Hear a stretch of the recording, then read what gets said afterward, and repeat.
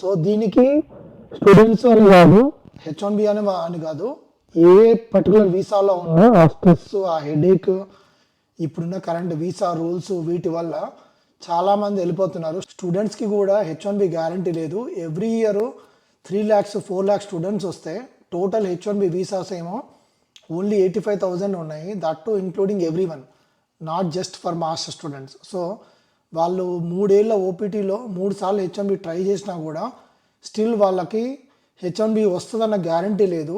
So ఇట్లాంటి అన్సర్టనిటీలో second masters అవి చదివినా కూడా, ఆ సిపిటీలో వర్క్ చేసినా కూడా వాళ్ళు సంపాదించే మనీ ఏదైతే ఉందో సిపిటీలో జాబ్ చేసి వాళ్ళ కాలేజ్ ఫీజుకి అండ్ కాలేజ్ అటెండ్ అవ్వడానికి, అప్ అండ్ డౌన్ చేయడానికి అండ్ వాళ్ళ మెయింటెనెన్స్కి, ఫుడ్ వీటికి అయిపోతున్నాయి. సో నా పర్టికులర్ అండర్స్టాండింగ్ ప్రకారం, నేను మాట్లాడుతున్న క్రౌడ్ వాళ్ళని చూస్తున్న ప్రకారం రివర్స్ మైగ్రేషన్ అనేది స్టార్ట్ అయ్యింది. It is just start at this point of time, but slow and స్టడీగా రైజ్ అయిపోతూ ఉంటుంది. ఒకప్పుడు ఆల్మోస్ట్ హై సాలరీస్ ఉండేవి యూఎస్లో అండ్ బెటర్ లైఫ్ స్టైల్ ఉంటుందని చెప్పి ఒక ఎక్స్పెక్టేషన్ ఉండేది అండ్ స్టేబుల్ ఎకానమీ ఉండేది అండ్ ఆబ్వియస్గా ఐటీ డామినెన్స్ చాలా ఎక్కువ ఉండేది. కాబట్టి Indians 1980s 90s 2000s okay last 30-40 ఇయర్స్గా చాలా హెవీగా వచ్చారు యూఎస్కి. సో అదే ఇప్పుడు ఏమవుతుంది అంటే, కరెంట్ ఉన్న సిచ్యువేషన్లో ఏఐ డామినేట్ చేస్తుంది, ఏఐ వల్ల జాబ్స్ పోతున్నాయి అండ్ లే ఆఫ్స్ చాలా హెవీగా అయినాయి. At the same time visa uncertainty ఉంది. ఎవ్రీ H1B అసలు పిక్ అయితే మాస్టర్ స్టూడెంట్స్కి ఏమో H1B వస్తుందన్న గ్యారంటీ లేదు, H1B వాళ్ళకేమో గ్రీన్ కార్డ్ వస్తుందన్న గ్యారంటీ లేదు అండ్ H1B వాళ్ళకి ఎవ్రీ టైం జాబ్ మారిన ప్రతిసారి అమెండ్మెంట్స్, ఎక్స్టెన్షన్స్, ఈ ఈ హెడేక్ ప్రాసెస్లో ప్రీమియం ప్రాసెస్ కాస్ట్ చూస్తే $3,200 ఉంది. సో మోస్ట్ రీసెంట్ టైంలో ఆల్మోస్ట్ ఇండియాలో కూడా బెంగళూరులో కానీ, హైదరాబాద్లో కానీ, పూణేలో కానీ, గుర్గాంలో కానీ సాలరీస్ ఎక్స్పీరియన్స్డ్ పీపుల్కి 40 lakhs నుండి 80 lakhs ఇస్తున్నారు. అండ్ వీళ్ళకి వచ్చే బిగ్గెస్ట్ అడ్వాంటేజ్ ఏంటంటే, ఇండియాలో వాళ్ళ ఓన్ హౌస్ ఉంటుంది, ఇక్కడ యూఎస్లో పే చేసినట్టు మోర్ట్గేజ్లు లేతే రెంటల్ పేమెంట్స్ ఉండవు.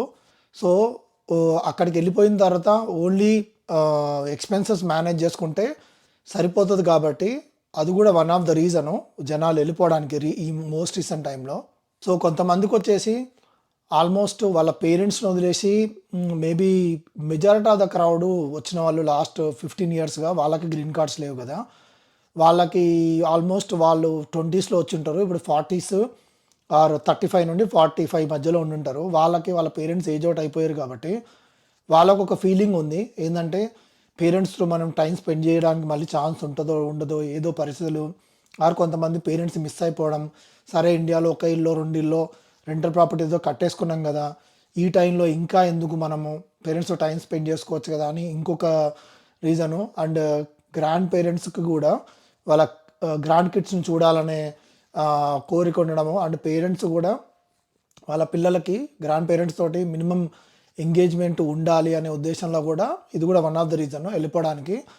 అండ్ ఈ వీసా డిపెండెన్సీ కూడా ఓవర్గా అయిపోయింది, ఏం జరుగుతుందో తెలియదు. ఎక్స్టెన్షన్ ఫైల్ చేస్తే అప్రూవల్ వస్తుందన్న గ్యారంటీ లేదు, రోడ్డు మీదకి బయటకు వెళ్తే చెక్ చేసి నువ్వు అంటే మోస్ట్ రీసెంట్ టైంలో ఐస్ వాళ్ళు చెకప్లు అవుతున్నాయి కదా, దానికి ఇల్లీగల్ చాలా భయపడుతున్నారులే, బట్ మనకు అంత అవసరం లేదు. కానీ మనలో కూడా మోస్ట్ రీసెంట్ టైంలో యుఎస్సిఎస్ ఇచ్చిన స్టాట్స్ ప్రకారం ఒక 100,000 వీసాస్ క్యాన్సిల్ చేశారు. అంటే ఆ 100,000 పీపుల్ మీద ఏదో ఒక టైప్ ఆఫ్ పోలీస్ కేసు ఉంది.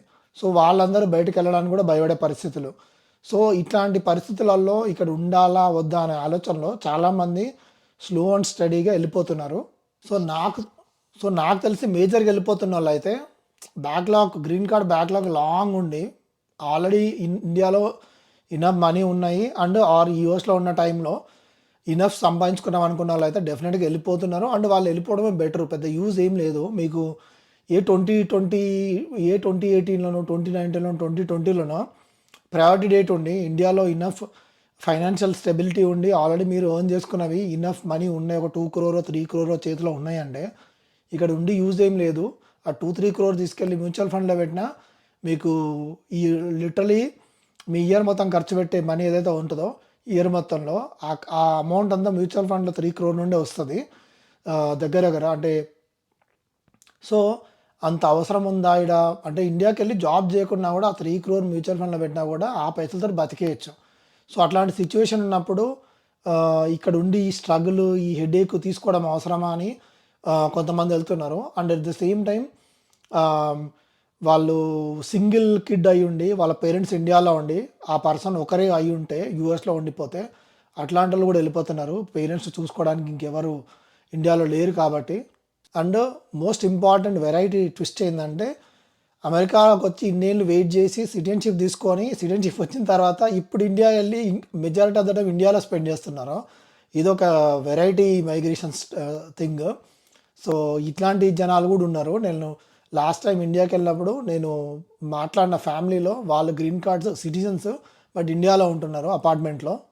సో, ఓవరాల్‌గా యూఎస్ ఫినిష్ అయిపోయిందా అంటే లేదు. ఇప్పటికీ US world's largest economy and innovation point of వ్యూలో యూఎస్ ఇప్పటికీ టాపే. అండ్ మెజారిటీ ఆఫ్ ద ఇండస్ట్రీస్‌కి స్టిల్ యూఎస్ఏ టాప్. అండ్ మేజర్‌గా return on investment, stability or long term security ఆలోచిస్తే కొంచెం డౌట్‌ఫుల్‌గా ఉంది. మీరు చూస్తున్నారు హెచ్-1బీ మీద ఎంత ఓవర్ బ్యాక్‌లాష్ వచ్చింది. దానికి తగ్గట్టుగా మనోళ్ళు కూడా పనికిరాని పనులు చేస్తూనే ఉన్నారు. సో, ఈ రకరకాల న్యూస్ చూస్తూనే ఉన్నాం కదా! And every Congress man, every person కూడా యూఎస్‌లో హెచ్-1బీకి ఎగెయిన్స్ట్‌గా మాట్లాడడము, లేదా ఏదో ఒకటి చెప్పడం అలవాటయిపోయింది. ఎందుకంటే కరెంట్ ఈ ఇయర్‌లో ఎలక్షన్స్ ఉన్నాయి. ఈదర్ వాళ్ళకి రియల్ ఇంటెన్షన్ ఉండుండొచ్చు హెచ్-1బీ ఎలిమినేట్ చేయాలని ఆర్ ఈ ఎలక్షన్స్ కోసం అయ్యుండొచ్చు. బట్ ఈ ఇయర్‌లో మాత్రం అంటిల్ ఆ ఎలక్షన్స్ అయిపోయే వరకు మాత్రం డెఫినిట్‌గా ఈ హెచ్-1బీ సాగా, ఈ హంగామా, ఈ రచ్చ అయితే జరుగుతూనే ఉంటది. సో, ఓవరాల్‌గా నేను చెప్పదలుచుకుందేందంటే, ఒకప్పుడున్నంత ఈజీ గాదు. ఓకే. అండ్ నేను ఎవరిని భయపెట్టియడానికి ఈ వీడియో చేస్తలేను. బట్ ఒకప్పుడున్నంత ఈజీ గాదు. అండ్ ఇంతవరకు నేను H-1B extensions 3, 4 time file చేసున్నా. But ఎప్పుడూ నాకు అసల థింకింగ్ గూడా లేదు. అంటే రిజెక్షను, ఆర్ఎఫ్ఈ అనే టైప్ ఆఫ్ థింకింగ్ గూడా లేకుండే. బట్ ఇప్పుడు అనిపిస్తుంది ఇప్పటి నుండి నెక్స్ట్ టైం ఫైల్ చేసే పరిస్థితి ఎట్లుంటుందో అని. So, to be on the safer side majority of the people luxury ఇల్లులు, లగ్జరీ కార్లు కొంటున్నారు. కొనొద్దని కాదు. బట్ ఇంత అన్సర్టనిటీలో స్టిల్ అవి పెట్టుకుంటే చాలా హెడేక్ అయిపోతుంది. నేను రీసెంట్ టైంలో మా కమ్యూనిటీలో ఉన్న ఒక పర్సన్ ఇండియాకెళ్ళి డిసెంబర్లో ఆ స్టాంపింగ్కి వెళ్ళబోయిన టైంలో స్టాంపింగ్ ఆపేశారు కదా! సో, ఈ సోషల్ మీడియా వెట్టింగ్ అని చెప్పేసి డిలే చేశారు కదా! తనది ఇంకా ఇండియాలో ఉన్నాడు. ఆ పర్సన్ వాళ్ళకి ఇల్లుంది. మన ఫ్రిస్కోలో లెక్సింగ్టన్ కమ్యూనిటీలో ఆల్మోస్ట్ 1+ మిలియన్ ఇల్లు 22లోనో ఎప్పుడో కొన్నారు. 1 మిలియన్+ పెట్టి వాళ్ళ ఇల్లులు, వాళ్ళ కార్లు అన్నీ ఇక్కడే ఉన్నాయి. తను, వాళ్ళ వైఫ్, కిడ్ అందరూ ఇండియాలో స్టక్ అయిపోయారు. ఇప్పుడు స్టాంపింగ్ కూడా లేదు. వాళ్ళ వైఫ్ H-4EAD. సో, స్టాంపింగ్ లేదు. అక్కడే ఉండిపోయినారు. ఇప్పుడు స్లోగా అక్కడి నుండి ఇక్కడ ఫ్రెండ్స్ హెల్ప్ తీసుకొని కార్లు అమ్మేయడం, ఇల్లు అమ్మేసే పనిలో పడ్డారు. సో, ఇప్పుడున్న సిట్యుయేషన్‌లో ఆ ఇల్లు మెయింటెనెన్స్ ప్రాబ్లమే. వాళ్ళ పేమెంట్ మేబీ 6,000 నుండి 7,000 పేమెంట్ ఉందన్నట్టుగా చెప్పిండే. 20%, 25% ఇంత కట్టిర్రు. 6,000-7,000 పేమెంట్ కట్టాలి. 2 కార్ల పేమెంట్స్ కట్టాలి. మిగతా ఎక్స్‌పెన్సెస్ అన్నీ కట్టాలి. బట్ వాళ్ళు యూఎస్‌లో లేరు. సో, ఎంత అర్లీగా కుదిరితే అంత అర్లీగా అమ్మాలనే ఉద్దేశాలు ఉన్నారు ఆ ఇల్లుని. బట్ ఐ డోంట్ నో 1 మిలియన్‌కి మళ్ళీ పోతదా అంటే స్ట్రాంగ్ డౌటు. సో, వాళ్ళ ఇన్ఫర్మేషన్ ఏమైతుందో ఫర్దర్‌గా ఇల్లు ఆ పరిస్థితులు నేను ఫర్దర్ వీడియోలో ఎప్పుడైనా రిలవెంట్ కంటెంట్ మాట్లాడినప్పుడు చెప్తా. బట్ యాజ్ ఆఫ్ నౌ అయితే వాళ్ళ ఇల్లు మార్కెట్‌లో ఉంది. సేల్ చేయలేదు. వాళ్ళు ఇండియాలో ఉన్నారు.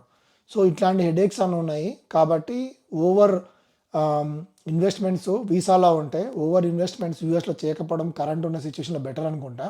ఎందుకంటే ఎప్పుడైనా వర్స్ట్ కేస్ సిట్యుయేషన్ వస్తే వెళ్ళిపోవడానికి సింపుల్ థింగ్స్ అయితే అమ్మేసుకొని వెళ్ళిపోవచ్చు.